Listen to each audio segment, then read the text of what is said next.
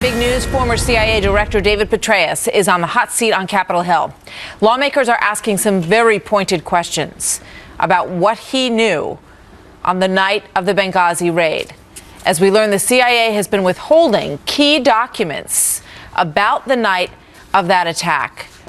Interesting developments there, so we're going to follow those closely as well. Welcome, everybody. Brand new hour now of America's Newsroom. I'm Martha McCallum. And I'm Bill Hemmer. Good morning. The House Select Committee on Benghazi going behind closed doors to quiz the former spy chief in a private interview. They want to know about these hidden Benghazi documents, as well as the shifting explanations that Petraeus provided about who and what was behind the attack.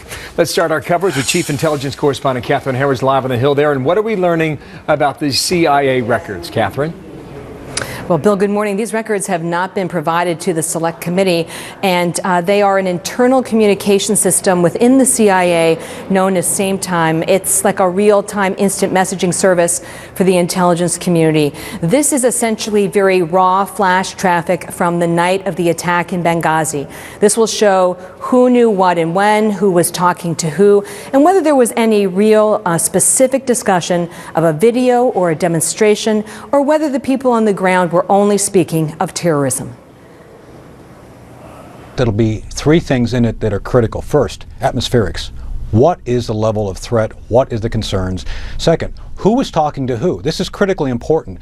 In a situation like that, you know exactly who's in charge, and you know exactly how things are coming down by the nature of the chat. And third, and most importantly, it's a record of everything that transpired in real time.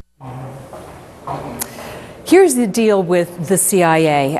They crafted the talking points or finalized the talking points for the administration where the emphasis was on a demonstration. But we know from our reporting that on the night of the attack at the CIA annex, the evacuation was forced by a mortar strike. A mortar strike is indirect fire. That is what killed the two Navy SEALs who were defending the annex from the roof. A mortar strike takes planning, premeditation, and skill. There is no way anyone with knowledge in the IC or the military intelligence community would conclude that this was anything but a professional hit and not linked to a demonstration, Bill. So what do you expect, or what do we expect today from the testimony by Petraeus? Well, this is the first time the former CIA Director David Petraeus will appear before the Select Committee. He has appeared before other committees on the Hill, but they will be focused here today on a handful of issues. First and foremost, what was really the genesis of this video demonstration explanation? Lawmakers have accused General Petraeus of having sort of shifting explanations on this. The first few days after the attack, giving an informal briefing to members on the Hill that he believed it was a demonstration himself and very spontaneous, and that it would not take much skill to fire the mortars with that kind of accuracy that hit the annex.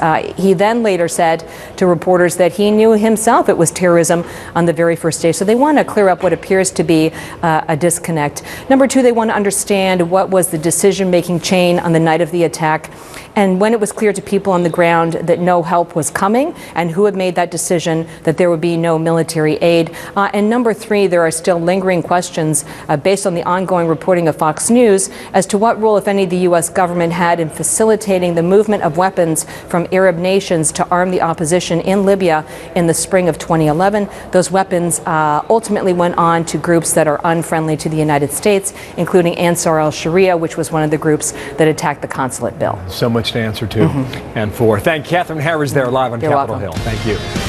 Back to 2016 politics.